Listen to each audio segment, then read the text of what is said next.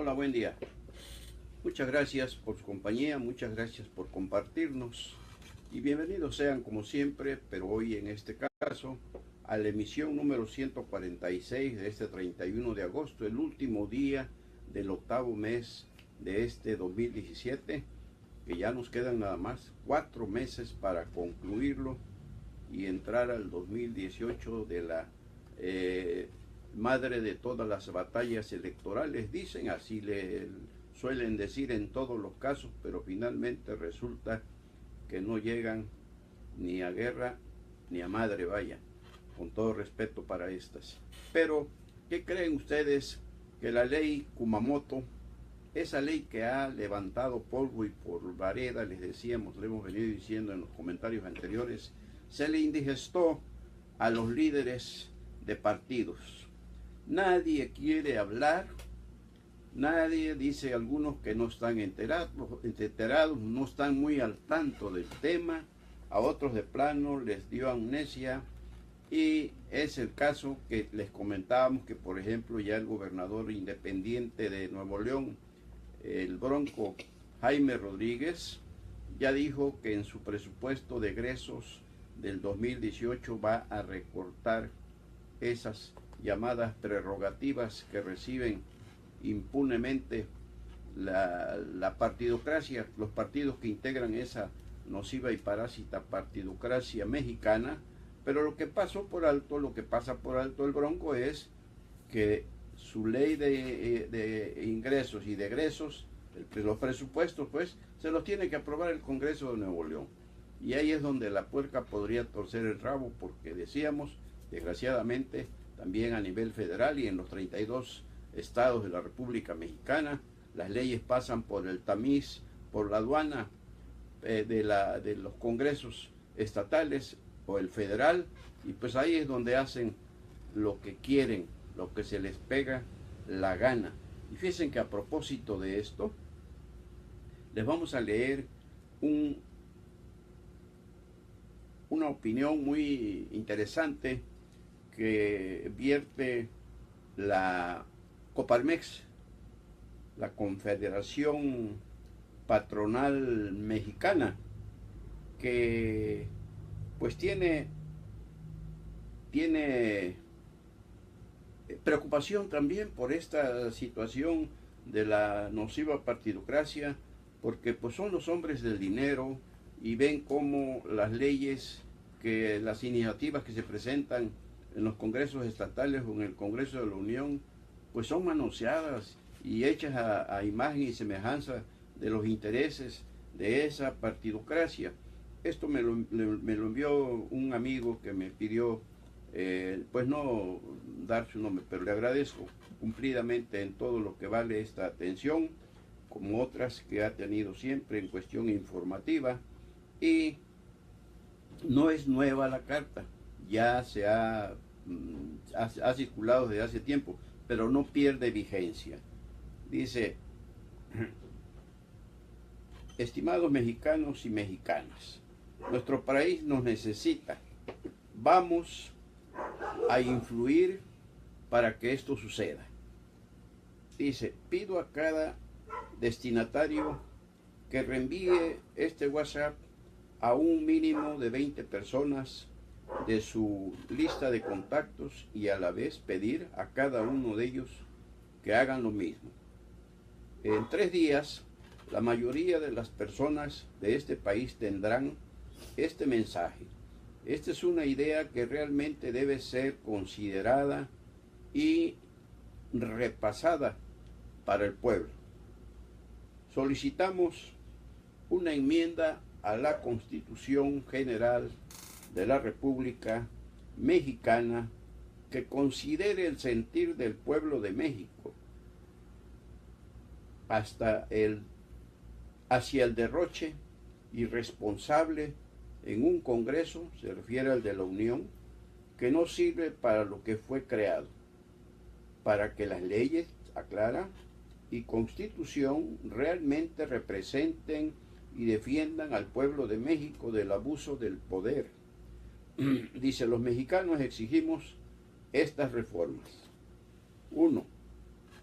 El diputado será asalariado solamente durante su mandato y no tendrá jubilación proveniente del mandato. 2. Todo el mundo, pasado, presente y futuro, actualmente en el fondo de jubilación del Congreso, pasará al régimen vigente de la Seguridad Social inmediatamente. El diputado participará únicamente de los beneficios dentro del régimen de la Seguridad Social exactamente como todos los demás ciudadanos. El fondo de jubilación no puede ser usado para ninguna otra finalidad. 3. El diputado debe pagar su plan de jubilación como todos los mexicanos. 4. El diputado dejará de votar su propio aumento de salario, mismo que no excederá del doble del porcentaje que hasta que haya del salario mínimo del DF o nacional. Perdón, porque se me cuatrapió aquí. O nacional. Sí, permítame, por favor.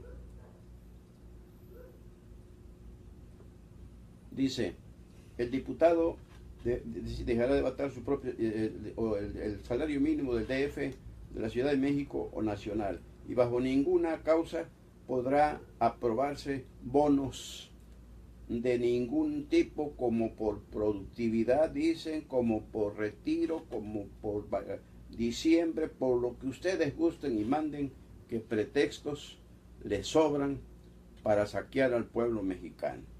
6.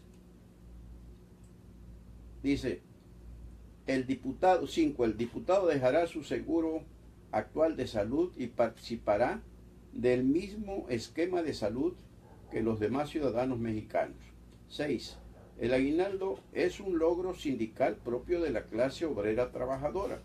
Por lo tanto, deberá derogarse el aguinaldo a los diputados toda vez que no son trabajadores, sino servidores públicos por elección, y además tampoco trabajan. 7. El diputado debe cumplir igualmente las mismas leyes que el resto de los mexicanos, por lo tanto, deberá derogarse el fuero. 8. Servir en el Congreso es un honor, no una carrera. Los diputados deben cumplir su único periodo de servicio, 1 como máximo. Después, irse a casa y buscar empleo según sus propias capacidades y aptitudes.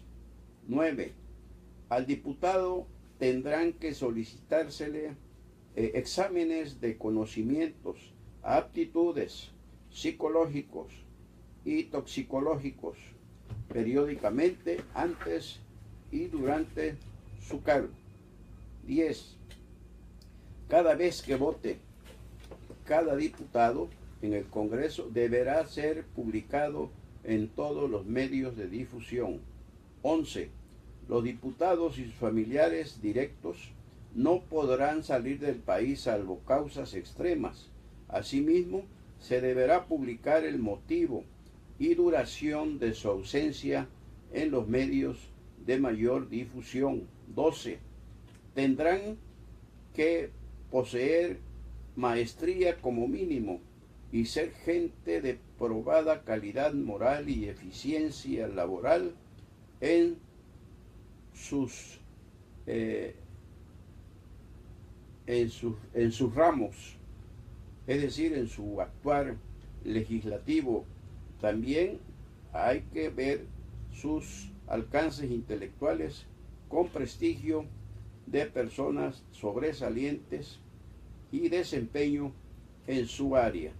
Solo así garantizaremos gente que haga lo que conviene a México, no a sus propios intereses. Y siguen otros puntos de opinión de la Confederación Patronal Mexicana, la Coparmex, que son justo un traje a la medida para esa parásita partidocracia que padecemos en México y que decíamos, ante la ley Kumamoto, que no dudamos que va a haber quienes la tomen y la retomen para proponerla, que va a salir adelante, va a seguir avanzando, no hay duda, no tenemos duda, porque es lo que México necesita y ya basta. ¿Cómo hablamos de reformas estructurales del presidente Enrique Peña Nieto cuando la propia reforma político-electoral se envió al Congreso y el Congreso la hizo pedazos, la transformó, como todas las leyes que allí se votan, a imagen y semejanza de esa parásita partidocracia? No perdamos la fe, porque en México ya no puede haber esa clase de representantes populares que son un insulto para las condiciones en que estamos todos los mexicanos.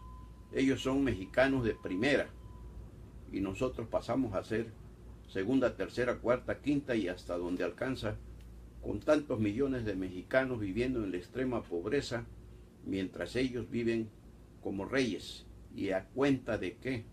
¿Por qué? ¿Y cómo se permite tanto?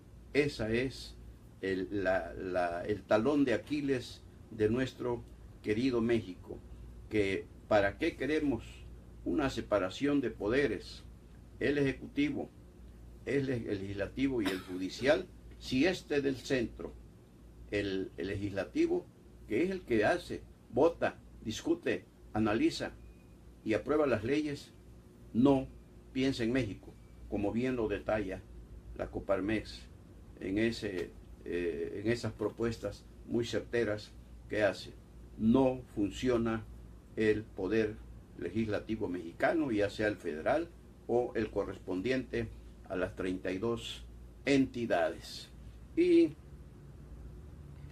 ya vienen los informes de labores, empezando por el presidente de la República, que es mañana. Ya sabemos toda la ceremonia, que no lo rinde en el Congreso, porque pues los partidos, vuelta a lo mismo, hacen lo que quieren con las leyes, no comparece, porque luego se vuelve ahí, se convierte el Congreso de la Unión en un circo romano, porque la oposición aprovecha para gritar improperios al presidente de la República, cosas vulgares, vaya, cuando que si son legisladores deben ser tribunos que suban para explicar, para cuestionar, para exigir, pero con un discurso que no hiera ni siquiera a los televidentes, a los radioescuchas, a los que asisten a ese recinto donde se lleva a cabo esa ceremonia del informe, que sabemos que antes, ¿qué pasaba? Pues era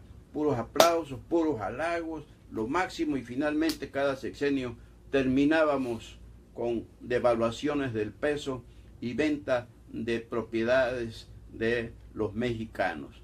Bueno, pues ahora llega el secretario de Gobernación, entrega el informe del presidente, y si acaso permiten el presidente dirija nada más algunas palabras, pero cuidado que no hable mucho, porque ofende los oídos castos de los señores diputados de los partidos contrarios al que está en el poder.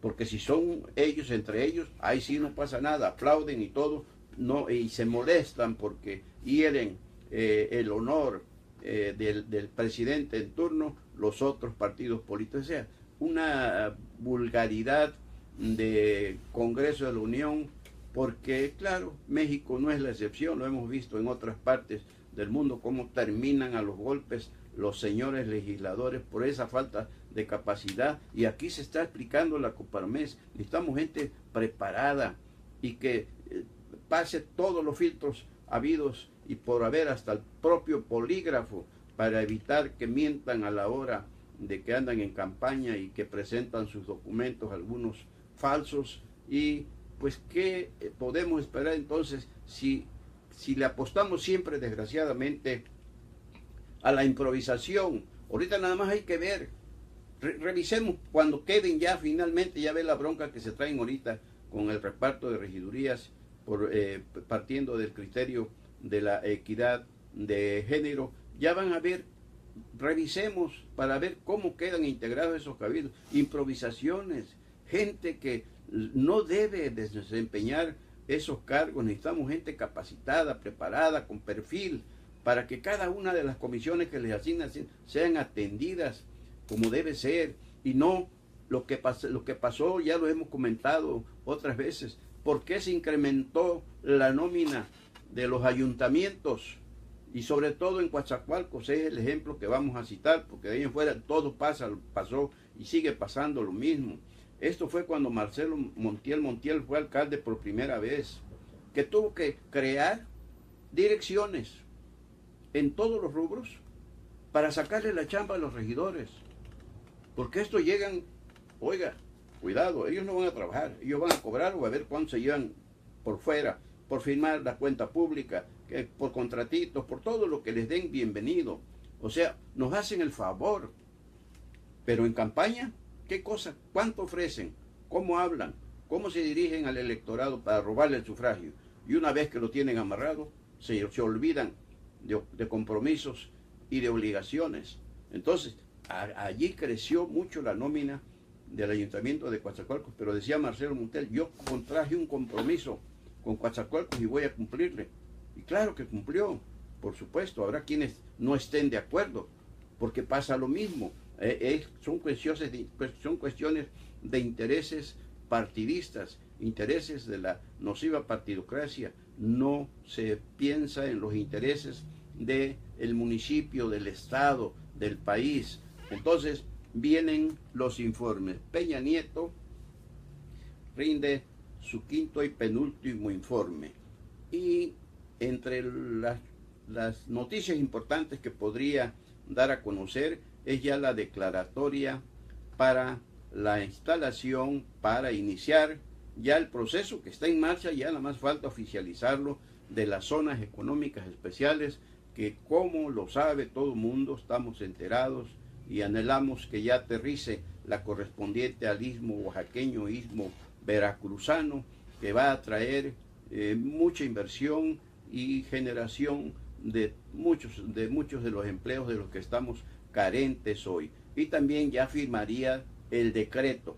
Ahorita el único obstáculo, decía el representante de las zonas económicas especiales, el señor Nolasco, aquí en Coatzacoalcos, que habría quizá un paréntesis, porque habrá que esperar también cómo avanza la renegociación del Tratado de Libre Comercio de América del Norte, el Telecán, para hacer los ajustes que sean necesarios hacer para poder, pero que no se detiene el proceso de instalación de la zona económica especial. El gobernador Miguel Ángel Yunes Linares rinde su primer informe. Parece que sería el próximo 15 de noviembre, según explicaba el jefe de la oficina de gobierno, Francisco Monfort Guillén, recientemente, y que va a ser un informe austero, distinto al tradicional de gastos superfluos. No hay recursos para ello. Y vamos a adelantar lo que tenemos aquí ya como para tratar el asunto. Hoy el gobernador Yunes Linares informó de la deuda heredada, la multimillonaria deuda heredada por la docena trágica a Veracruz y a su gobierno. Y esta equivale a la escalofriante suma de 46,000 millones de pesos, que simplemente en un comparativo, dice, equivale a los presupuestos que ejercen los estados de Colima y de Tlaxcala. Y aclaró, añadió, lamentó y recriminó que esas deudas se hayan firmado, adquirido en forma totalmente desventajosa para Veracruz. Es decir, necesito tanto, sí, a tantos intereses, no importa, échame el dinero porque ya me urge llevármelo, ya me urge robármelo. Y dice, salió también al paso de quienes a raíz de la renegociación de la deuda empezaron a decir, la oposición, por supuesto, a la alianza PAN-PRD, que se iba a contratar, que eso equivalía a contratar más deuda. Y volvió a aclarar, a señalar, a enfatizar que no hay tal, que no sería posible, pues, incrementar más la deuda todavía si lo que se está tratando, ya decíamos que en esa visita que hizo recientemente a la Ciudad de México, a la Secretaría de Hacienda y otras manobras, fue para tramitar, abatir en un 2 o en un 3% los intereses que se están pagando y que equivalen a 7,000 millones de pesos anuales, casi 600,000 pesos mensuales, tan solo por concepto de intereses, no a la deuda, sino a los intereses, y que esto parece que ya se logró y que se está en ese proceso, ya se inició, dice, esa renegociación, y también trascendió que ya en este momento en Veracruz, dice, así hemos venido gobernando estos 9 meses, apretándonos el cinturón y viendo, pues cómo, porque no hay recursos de dónde echar mano, y así como van ingresando el dinero, pues así también se va aplicando en los aspectos prioritarios del quehacer gubernamental y político veracruzano. Dijo que no habrá austeridad en cuanto a la atención a esas obligaciones del gobierno, de su gobierno, con el pueblo veracruzano. Y trascendió que en este momento se ejecutan ya 80 obras públicas con una inversión de aproximadamente 1,000 millones de pesos. Es decir, dentro de la crisis se sigue trabajando, se está trabajando y se va avanzando, pero también el pueblo veracruzano no olvida, como él dice que no perdona ni olvida, lo mismo dice el pueblo veracruzano respecto a quienes saquearon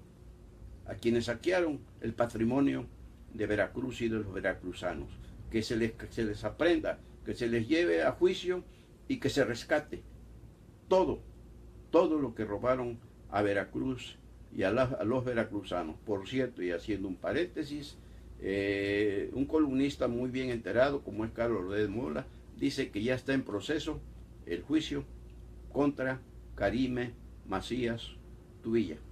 Y aquí diríamos, como diría el chiquito, hasta no ver, no creer, porque, como decía Santo Tomás, así es,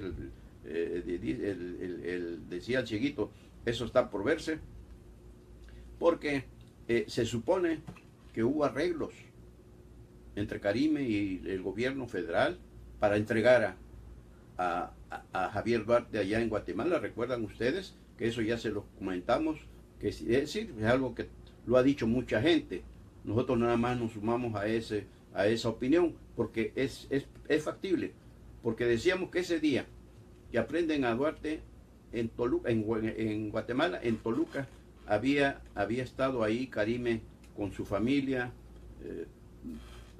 hermana, con cuños y demás, y les encontraron mucho dinero en dólares y euros, y de ahí volaron a Chiapas, y luego de ahí regresarían a México para volar a Europa, donde se encuentran disfrutando de la vida. Una vida que dice, merezco eso, decía en uno de sus diarios, merezco eso y más. Aquí, en Veracruz, luego siguen los informes de los presidentes municipales. Y hay vemos una cuestión que juzgamos interesante.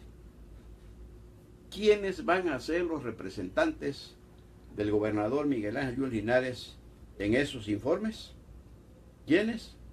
Ahí podría haber mensajes cifrados en un particular caso, Coatzacoalcos, con Joaquín Caballero Rosiñol, a quien lo vimos, lo dijimos, lo comentamos, lo expusimos aquí, que le dio el gobernador en esta reciente visita. Le dio mucho calor político y humano. Bueno, al grado que fue algo que llamó la atención, porque uno es del PAN PRD y el otro es expriista, pero ahora es del PAN PRD y el otro es del PRI. ¿Qué necesitamos que ver en ese informe? ¿A quién va a mandar? Yo ya había especulado aquí, eso es, especulado, que, ¿y qué tal si en un momento dado el gobernador le habla al oído a Joaquín Caballero Rossiñol y se lo lleva al PAN? Dicen algunos, no, hombre, eso no puede ser, si él es priista de toda la vida. Bueno, ¿y cuántos priistas? Yudrinal es priista de toda la vida y ahora está en el PAN. Ahora, en el caso de Joaquín hay un antecedente, que el candidato a la presidencia municipal de Coatzacoalcos, apenas el pasado 4 de junio, se llama Jesús Chucho Moreno Delgado, hombre que fue de todas las confianzas de Joaquín Caballero. Es más, dejó a Marcelo, su hacedor, el hacedor de todos ellos, y se fue con Joaquín.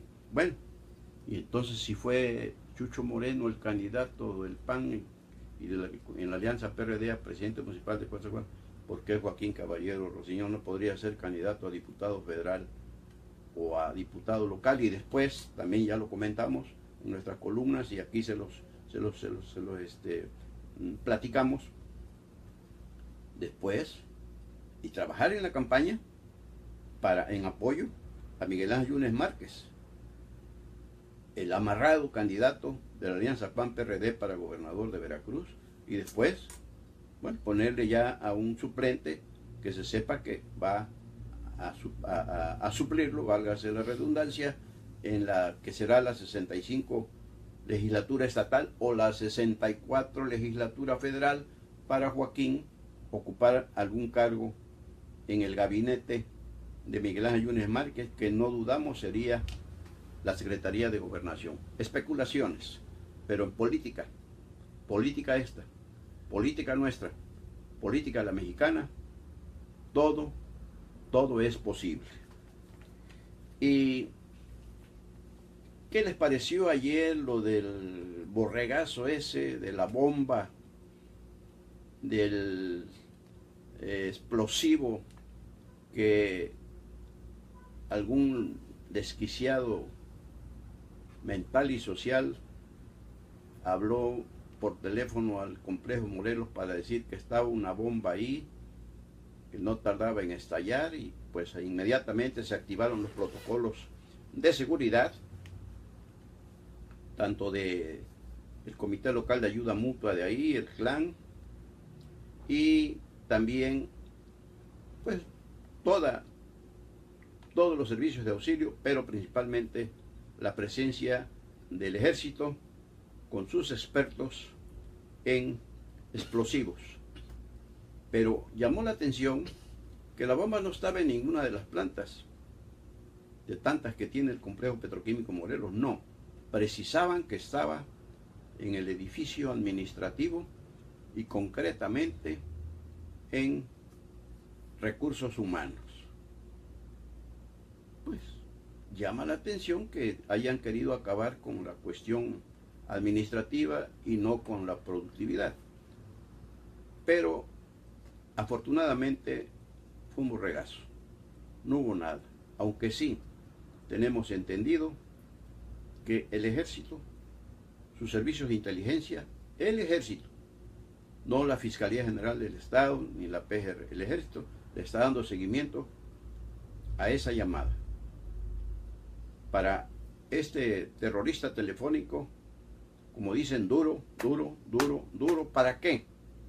No se vale que jueguen con la tranquilidad y la paz de la gente, y en este caso de quienes se encontraban laborando en esa factoría de tanta importancia para el desarrollo económico de nuestro país. Y tampoco que por agravios, vayan ustedes a saber, porque ahí se ven cosas muy raras, muy extrañas.